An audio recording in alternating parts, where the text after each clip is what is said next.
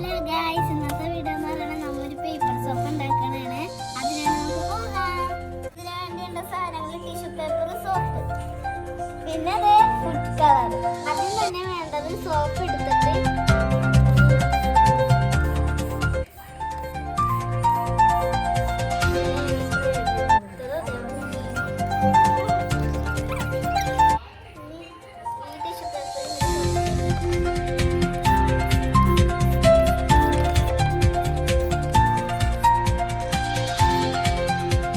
ഇനി ഇത് ഉണക്കാൻ വെക്കണം.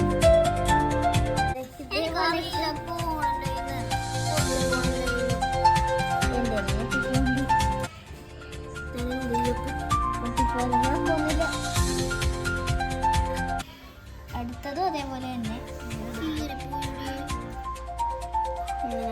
ഇതിങ്ങനെ കിട്ടിയോ?